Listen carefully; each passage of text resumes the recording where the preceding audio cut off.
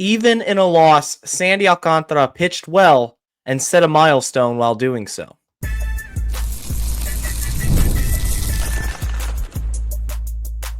You are Locked On Marlins, your daily podcast on the Miami Marlins. Part of the Locked On Podcast Network, your team every day. Welcome into Locked On Marlins. I'm your host, Jeremiah Geiger. I've been podcasting about this team for 4 seasons. Go hit me up on X at Jeremiah Geiger 2. And thank you for making Locked On Marlins your first listen of the day. It's part of the Locked On Podcast Network, which is your team every day. Don't forget to hit subscribe on the YouTube channel and let me know your thoughts down in the comment section. I want everybody involved Monday through Friday on this show. And today's show, I'm going to be talking about Sandy Alcantara because he continues to show improvement, and that is so crucial for him. 3rd consecutive starts with 2 runs or less, albeit the Phillies won the ball game. They ended up taking it 5-2, but Sandy Alcantara is what I want to focus on. He set a milestone, passing Josh Johnson for the 2nd most strikeouts in franchise history. I also want to focus on Jesus Luzardo's return to Miami. He'll be pitching in loanDepot Park for the first time since the trade this offseason, and then rank the position players on the Marlins right now. Just kind of take a look at the lineup, who is going to be here, who's legit, and who's not. That's all coming up on today's show. Sandy Alcantara, he pitched well. He continues to show progression. It's not perfection, but it's progression. And against a really talented Phillies lineup, he went 5 innings, 5 hits, 2 runs, both earned, walked 1, struck out 5. Now, he did give up 2 solo home runs, and I can live with that. If you're limiting the traffic on the base paths, then that home run isn't going to kill you. It's when you have runners on 1st and 3rd, 1st and 2nd, and then you give up the long ball. That's going to really do some damage to your overall, pitching line. But he really pitched well. There was a lot of foul balls in this one. The Phillies were fouling off a ton of pitches. They were working at bats, and that's ultimately why Sandy only went 5 innings, is because his pitch count was at 100. But in that 5th inning, he set a milestone. He struck out Trey Turner for his 833rd strikeout in a Marlins uniform. That passes Josh Johnson. He is now just behind Ricky Nolasco for first place in the all-time leaderboards for strikeouts. Now, will he ever get to that first place stance? Ricky Nolasco is sitting at 1,001 strikeouts as a Marlin.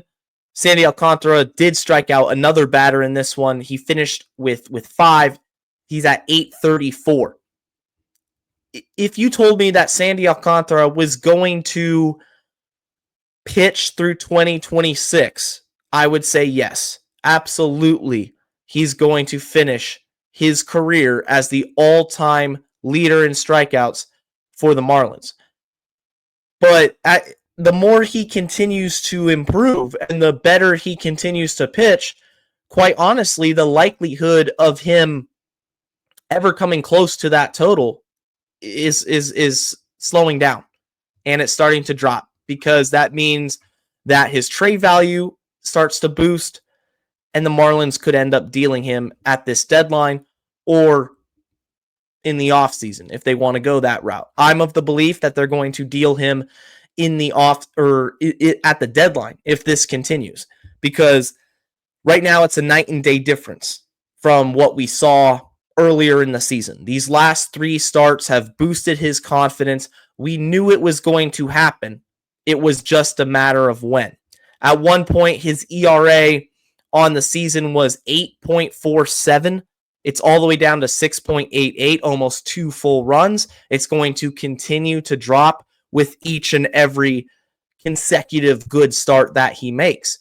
And in this start in particular, he was very fastball sinker dependent. In his last start against the Pirates, he was throwing the curve a lot. That's what was his bread and butter pitch up in Pittsburgh. But he kind of flipped the script, a different game plan. And I don't have a problem with that. As long as he's attacking hitters and staying in the zone, limiting the base runners, and not giving up a bunch of free passes. He only walked one. It was a 98-mile-an-hour fastball on the inside part of the plate to Kyle Schwarber. Could have gone either way, to be honest with you. I thought it looked like strike three. Might have been a tad bit inside, but, 5 times out of 10, 50% of the time, you're going to get that call. It just depends on the umpire. But what I really wanted to see in this game in particular, wins and losses aside, because, of course, you want to win the game. I mean, it's professional baseball, and Sandy got the loss. He's now 3-8 on the season. But I just wanted to see him go out there and compete. He had the Rockies, he had the Pirates, and I'm not going to say those are give me games, but in Major League Baseball, that's about as juicy of a couple of matchups as you can find. The Phillies are a clear step up. The Phillies are postseason contenders. They got absolute dogs in their lineup. I mean, Trey Turner had himself a game. Turner went 3 for 5. He homered off Sandy. He was seeing the ball really well. You had Alec Boehm have a good game. All in all, the Phillies collected 10 hits, but against Sandy, only 5. And I'll live with that. I will live with that. That's a good start, in my opinion.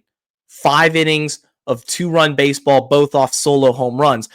You don't like the homers, and you want to see that drop down because Sandy really doesn't give up a ton of homers, especially a multi-homer game. But like I said, it's a positive that there's no runners on base. Sandy has been really awful this season, at least to start the year, while pitching with runners on. Part of that is that he can't hold the runner. It's almost like John Lester levels of just base running chaos when there's a runner on first base, because there still hasn't been a caught stealing while Sandy Alcantara is pitching on the mound. That's both the pitcher, that's the catcher, but the pitcher has to do his job. But I digress from that.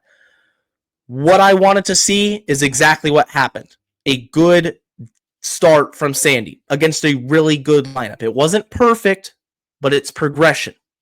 He's got the Braves coming up next later this week. It's another talented lineup. I know the Braves have underperformed to start the season, but they're by no means a bad baseball team. They're by no means a lineup that you can just overlook and think you're going to get away with it. You still have to be on attack mode, but when the command is there and the velocity is there and the trust in his secondaries is there, and he's able to mix and match his pitches and kind of go with a wider arsenal than just only relying on the fastball, which, for example, Yuri Perez right now is having such a tough time commanding his secondaries off of Tommy John surgery. I don't think that's the case anymore with Sandy Alcantara. I think he can go up there and throw the slider, throw the curve, and the changeup, and still have that confidence in his fastball and sinker to induce those ground balls and be effective.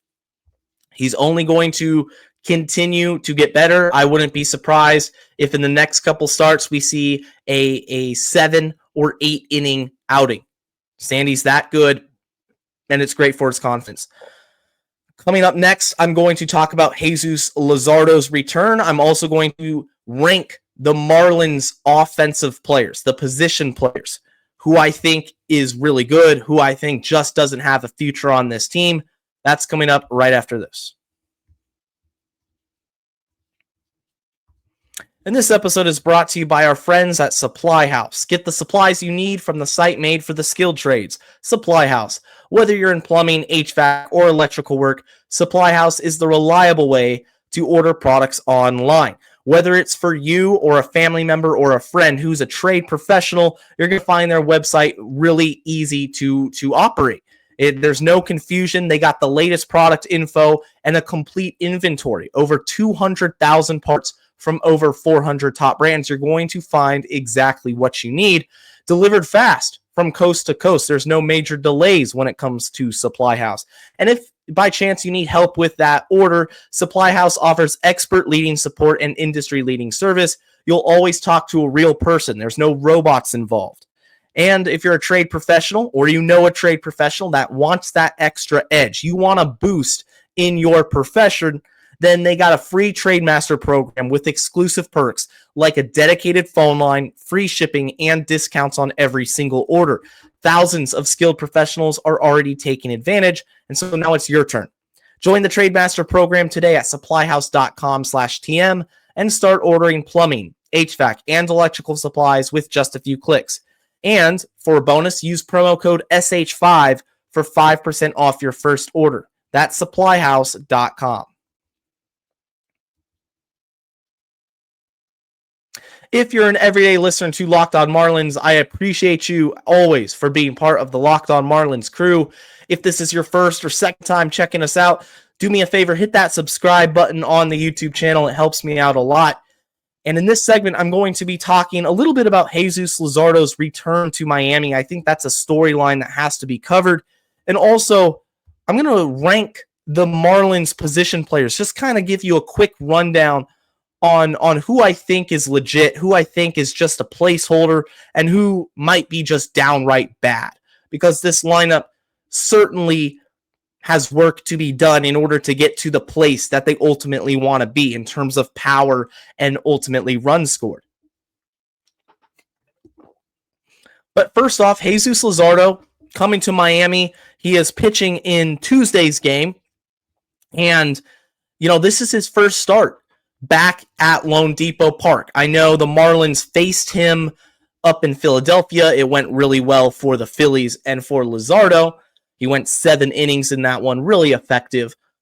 But I think there's an extra chip on his shoulder when it comes to facing your former team in their house. Being a kid from South Florida, going to Stoneman Douglas, having all those ties in and around Miami, and now you get shipped off with years of control on your contract, mind you.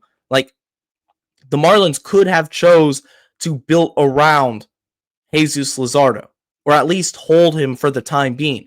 But it wasn't the case. He gets shipped off to a division rival, and they're contenders. The Marlins aren't. I think Jesus Luzardo is going to take this game very personally. I think you're going to have some extra juice, some extra velocity off the mound. He's an absolute stud of a pitcher. I know he's had a couple really bad outings, and there were some fans that were joking around saying the Marlins won the trade. Oh, look at Luzardo. No. We've seen him as a Marlin. All these pitchers occasionally are going to have bad days. And I know it happened consecutively from Jesus, but do not get this twisted in any way, shape, or form. He's an absolute dog, and he's going to come into loanDepot, and I expect a really good game from him. The Marlins gotta attack early and often when it comes to Luzardo. And I think if he has a really great game, that's just another sting to Marlins fans, another, shot to the heart that we had this guy and we traded him away for a middling return. No disrespect to Starlin Caba, but I'd rather have Jesus Luzardo 10 times out of 10 right now as the Marlins. Given the state of the franchise, Luzardo healthy, and he's been healthy, which is a plus. You need that. You want to have Jesus Luzardo on your team. I think he's going to hurt Miami. I think he's going to have a really good game. Of course, I want the Marlins to win. I want them to not let him have that revenge game, but sometimes these things just play out how it is. Let me know what you think about Luzardo coming back to South Florida and also the Luzardo trade. I've talked about that before. You guys know my thoughts. I'm not a fan of it. Never have been. And unless Starlin Caba somehow develops into an all-star, I'm not ever going to be a fan of that trade in particular.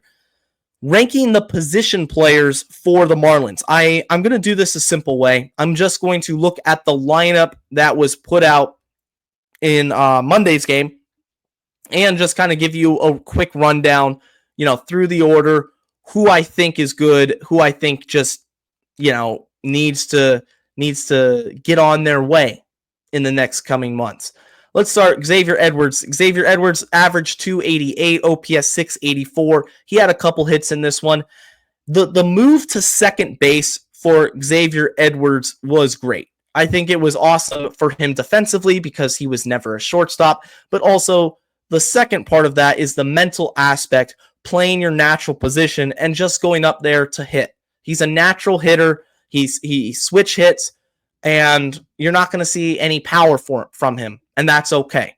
That's why that OPS is low, but I want to see him steal some more bags. He's 0 for 2 since coming off of the injured list. He's kind of been hesitant on the base paths in terms of stolen bases, and that's something that just adds some more value to his game. I want to see that continue to improve.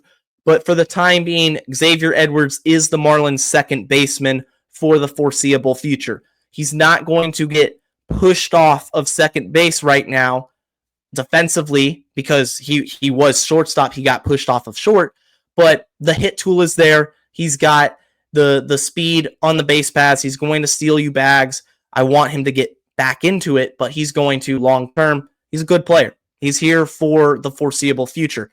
Jesus Sanchez, right fielder. He'll DH. He's having a Jesus Sanchez year, guys. 253. 253 average. That's about what Jesus Sanchez is going to bring you. He's going to hit 250. He's going to hit you some bombs. He's going to make the occasional boneheaded play, but we all love him. He's Jeezy. He's Sanchy. He's been a Marlin for a long time. Back since 2018, I think is when the Marlins got him in their system, 2019, somewhere around there. Sanchez, I expect to be dealt at the deadline. I just think it's time. I think he's getting a little bit more expensive when it comes to arbitration. Of course, he's also an outfielder, and the Marlins have a ton of outfielders in their system. Conine is going to return next year. The days for Jesus Sanchez as a Miami Marlin, I feel, are numbered, and I think he's going to get dealt in the next 2 months. Otto Lopez. This is kind of where I don't really know what direction to exactly go with. Otto Lopez is great defensively. He's an upgrade from X at shortstop. He's going to provide good base running.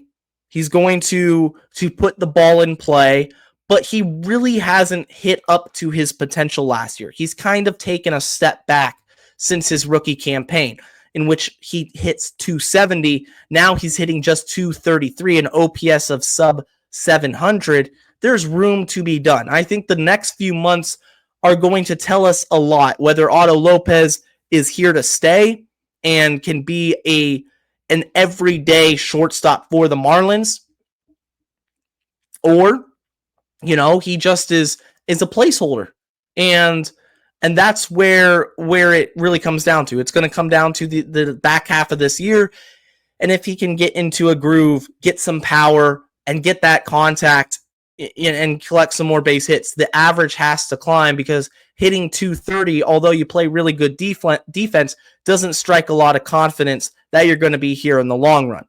Augustin Ramirez, you know how I feel about Augustin. He is an extension candidate at some point in his Marlins career. The hit tool is so developed. The power is there. He had a multi-home run game against the Nationals this past weekend.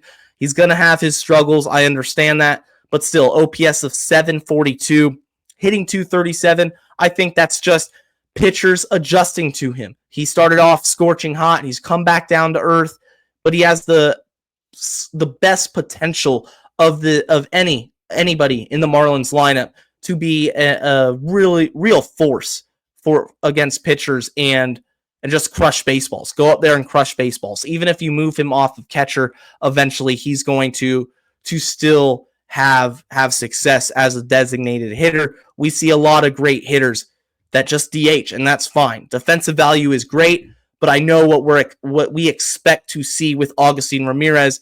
Defense isn't what you're focused on. It's all his offensive ceiling. I'm going to continue breaking down the Marlins lineup. letting you know my thoughts, and also talk about Thomas White, who got a promotion. Thomas White is going to be a Pensacola Blue Wahoo, got promoted to Double-A. I think that's awesome. Talk about that, finish up the rankings right after this. And this episode is also brought to you by our friends at OpenPhone. If you're running a business, you know that every missed call is money left on the table. Think about the last time you had a service emergency, like a burst pipe or, the oven or whatever it is. You can think of something in your house that went wrong. If the first plumber didn't answer, you called the next one. You didn't wait around. And that's why OpenPhone is so important, and you need that reliable business line. OpenPhone is the #1 business phone system that helps you streamline and scale customer communication, all from an app, whether on your phone or computer. If you juggled 2 phones for your work and then your home phone, your regular cell phone, OpenPhone solves that instantly. You don't have to get those calls confused anymore.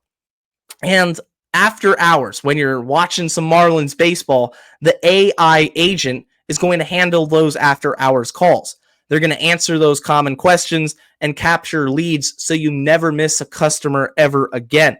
OpenPhone is offering Locked On Marlins listeners 20% off your first 6 months at openphone.com/lockedonmlb. That's openphone.com/lockedonmlb. And if you have existing numbers with another service, OpenPhone will port them over at no extra charge. OpenPhone. No missed calls, no missed customers.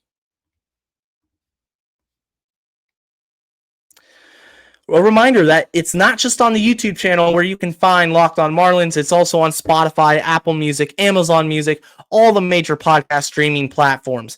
And we're here discussing the Marlins lineup, just ranking the position players for Miami, going down in order, who I think can be great for this team and who I just think can, not going to be here in the long run. So we left off at Augustin Ramirez, Kyle Stowers.